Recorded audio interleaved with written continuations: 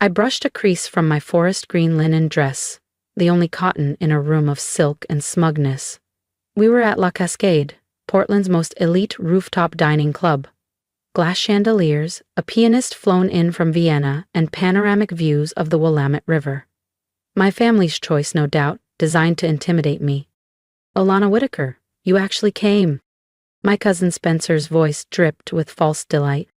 I wasn't sure this place fit your budget, he added with a smirk.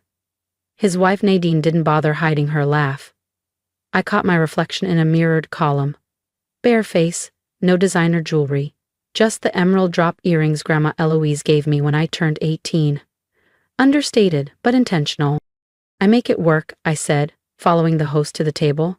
As we passed, I overheard Nadine mutter to my Aunt Linda, we could have just done this at the club bistro. Alana's not exactly flush. They didn't know I owned the holding company that acquired La Cascade last fall. At 38, I had spent the last 12 years building out West Wing Aero, an aerospace logistics firm spun from my master's thesis in UAV technology. The same thesis my family laughed at when I turned down a marketing role at Whitaker & Sloan, our family's consulting legacy in Seattle. Spencer had taken that path. Now executive partner. Always dressed like a magazine ad and always ready to drop humble brags about IPOs and pivot strategies.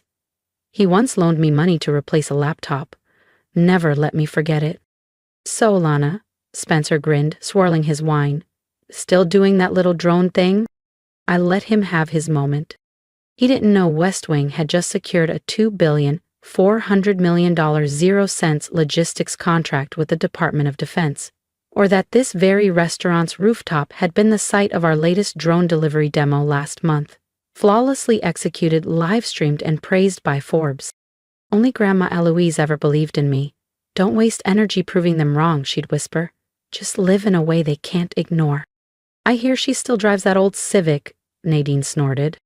I smiled into my glass. Actually, I drove here in a jet black McLaren. I just parked it around the block. Let them wonder. If only Nadine knew I'd landed my Gulfstream at Portland Jetport 2 hours ago. Speaking of cars, Spencer chimed in, adjusting his platinum cufflinks. Nadine and I just finalized the build on our new Bentley Flying Spur. Fully custom. Walnut trim, Italian leather, the whole package. He turned to me with that patronizing tilt of his head. What's it like, Lana, taking the bus to your co-working space? Great way to reduce emissions, I replied smoothly, thinking of the LEED-certified hangar West Wing Aero had just built as part of our new sustainability initiative in the Pacific Northwest. My Uncle Alan cleared his throat. Now, Spencer, don't needle her. Not everyone is made for the stress of high finance. At least Alana's self-sufficient. He said it like a polite way of saying unsuccessful. Oh, Nadine chirped, practically bouncing. Spencer has some thrilling news. Tell them, hun. Spencer puffed up. We're finalizing a deal with Cascade Freight. If it closes, Whitaker & Sloan will manage their entire West Coast supply chain. Huge portfolio. Easily 9 figures. I reached for a roll from the basket. Cascade Freight. The name rang like a gong. I smiled faintly. West Wing had completed the acquisition of Cascade under a shell company 6 months ago. They didn't know they were pitching to me. That's exciting, I said. When's the meeting? Tomorrow, Spencer said, chin high. Their CEO's flying in on a Gulfstream. People who matter don't fly commercial. If only he knew I was that CEO. And I'd be reviewing their pitch from West Wing HQ with my legal team in real time. I hear the CEO's identity is totally confidential, Uncle Alan added. All very cloak and dagger.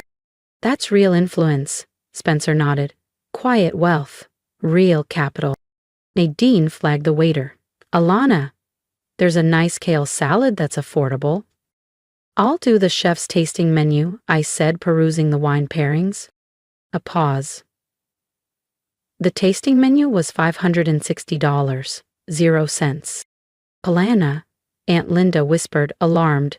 That's steep. Don't worry, I said, folding my napkin neatly. I've been saving for this moment. Nadine's smile tightened. This isn't the time for theatrics, Alana. It's getting a little sad. I'm not performing, I said, meeting her eyes with deliberate calm. Spencer scoffed. What next? You secretly own a jet? Right on cue, his phone buzzed. He glanced at the screen, color drained from his face. Excuse me, he muttered, standing abruptly and heading for the lobby. His voice still carried. What do you mean the Cascade Freight CEO canceled? The meeting's in 12 hours. This is $1 billion deal. They can't just... Aha! His voice dropped as he turned the corner. When he returned, the smirk was gone, replaced by a pale, pinched expression. Everything all right? Nadine asked, her tone bright and brittle. Fine, Spencer snapped. Just business. Not really something you'd get, Alana. I took a sip of wine, mentally outlining the email I'd send tonight, on West Wing letterhead, a polite decline of Whitaker and Sloane's proposal. We'd be selecting another firm for our logistics partnership. You know, Nadine said, lurching for a lighter topic, this place is owned by the Cascade Group now. Spencer and I just bought some shares. Didn't we, babe? Spencer straightened slightly, almost 5%, not bad for a long-term hold. How exciting, I said with a pleasant smile, recalling the board meeting where I personally approved their share purchase via a limited entity under West Wing Aero's portfolio. Just then, the waiter returned with a deep burgundy bottle and a crystal decanter.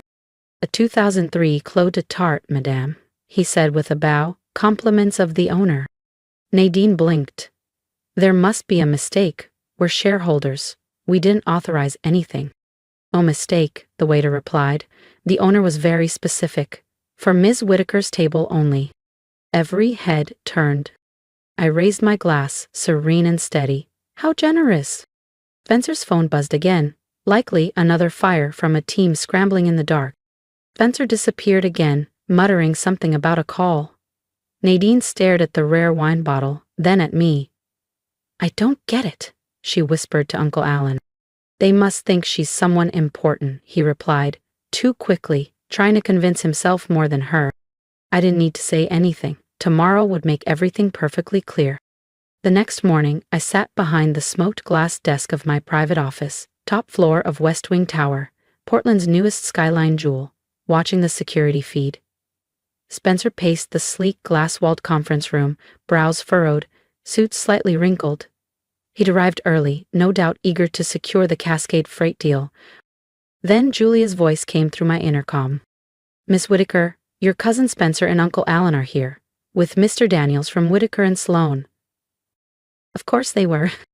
If you're wondering what happened when they discovered who was really behind the deal, make sure you subscribe because what came next changed everything.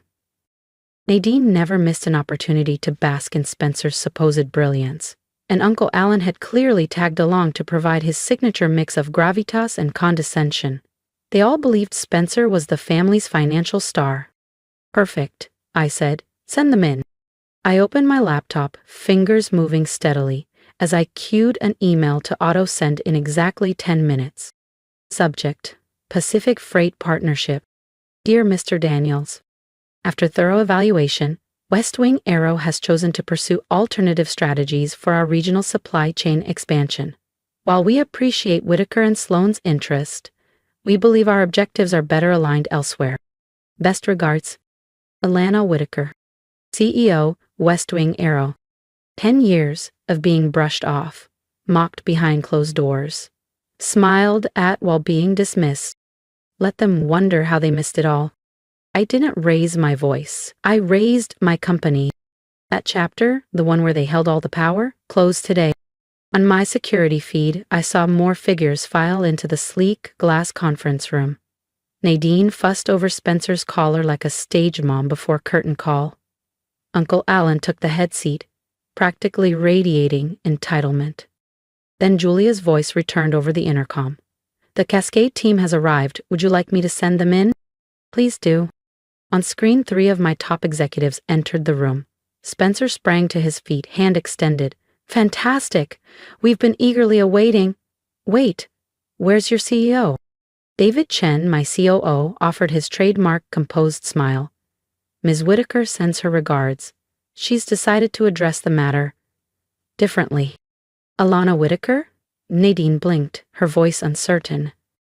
Right on cue, Spencer's phone buzzed, I watched him read the email, watched his expression unravel in slow motion. This isn't happening, he stammered. They're rejecting us? Perhaps, David said evenly. You should ask Miss Whitaker yourself. A stunned hush fell over the room. Nadine gave a shaky laugh. Alana? What does she have to do with any of this? She wears off-the-rack dresses and drives an old Civic. David tapped his tablet. A projection appeared on the wall behind them. Alana Whitaker, founder and CEO, West Wing Aero. Owner of Cascade Freight, La Cascade Group, and over 60 global subsidiaries. Estimated net worth $8,200,000,000. And then I stepped into the room. The silence shattered like thin ice. Nadine's mouth opened, then shut. Her face had gone sheet white.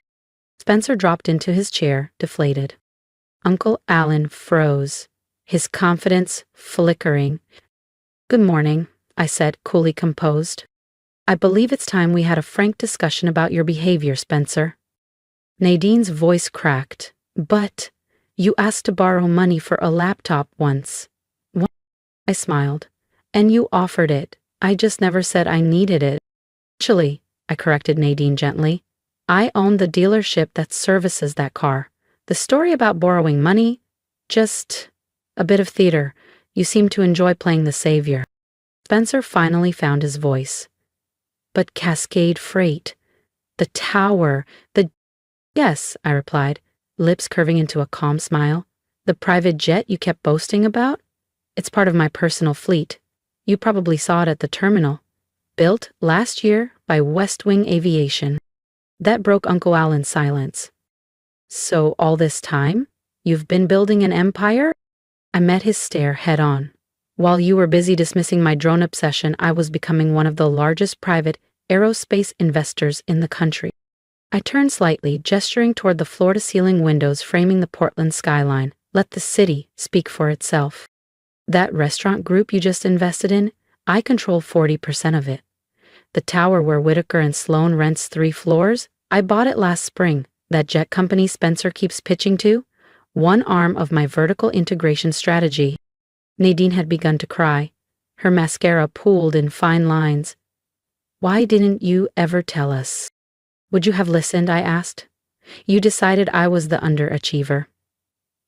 It was easier to let you think that while I built something you couldn't comprehend.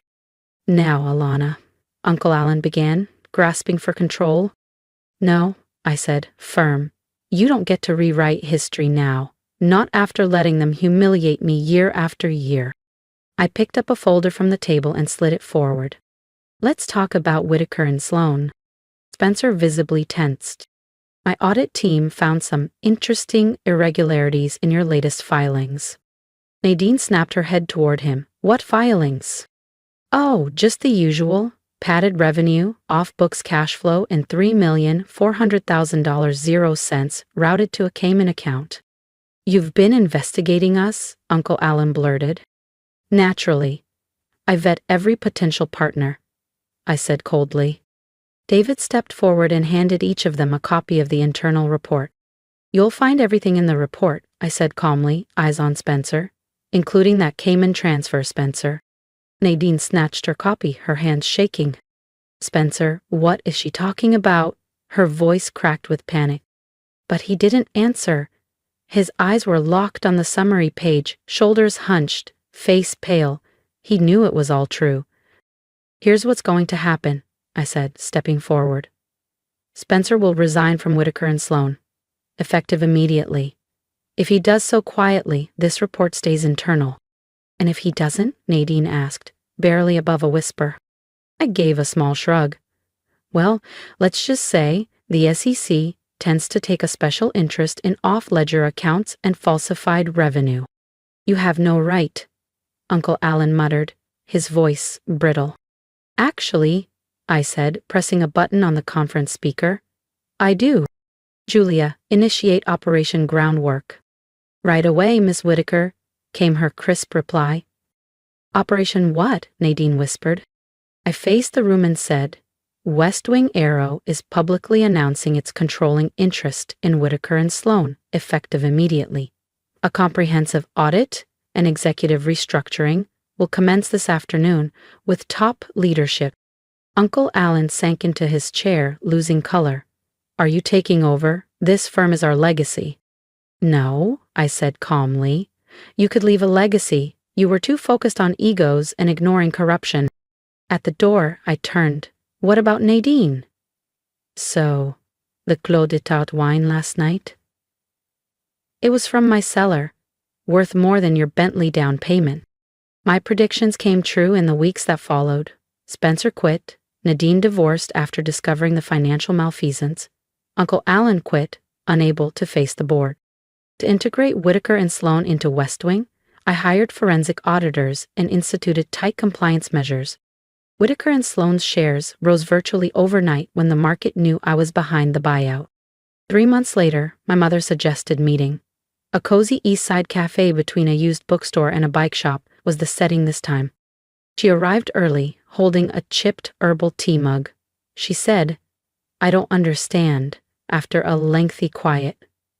"Why lie about difficulties when you truly are a billionaire?" I stirred my espresso to finish. Her eyes searched as she nodded. "Because I needed to see who you all really were." "When you thought I was nothing," I said, dropping her gaze. "We were cruel to you." "Yes," I said calmly, "you were. Can you ever pardon us?" I inspected her face, now softer, older. "Dear Mom, it's not about forgiveness, the issue is trust. You all showed me who you were when I was the disappointment." Leaning back, "Why should I trust you knowing I have everything?" She said nothing, just remorse and silence. A year later, I crossed the Atlantic in my Gulfstream following a London conference. West Wing's European launch started with a big UK logistics sector acquisition. Nadine remarried. She lived modestly in a Portland suburb with a weekend CPA. Spencer, selling luxury SUVs in Boise. Uncle Alan quietly sold his holiday home for legal bills. The legacy he once boasted collapsed. The phone buzzed.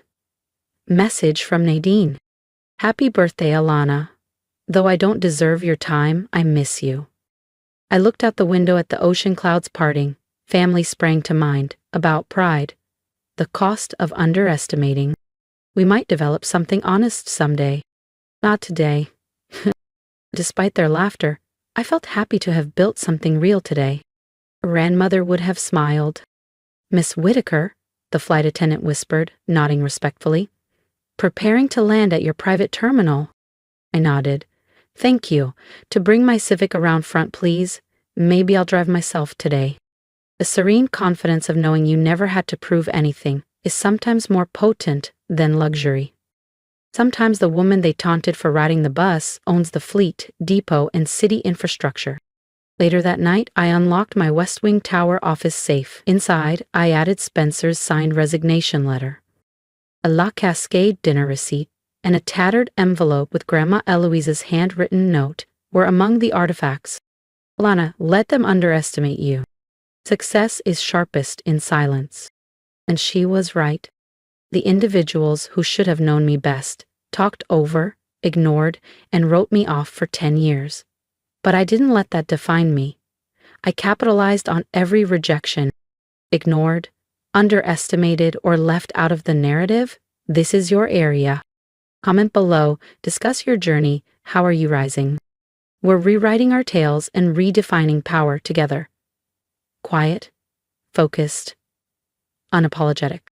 Subscribe if you value creating with intention, rising quietly, and standing firm when it matters. Your input matters. Remember, the world may dismiss your beginning, but not your ending. Sometimes quiet is louder than applause.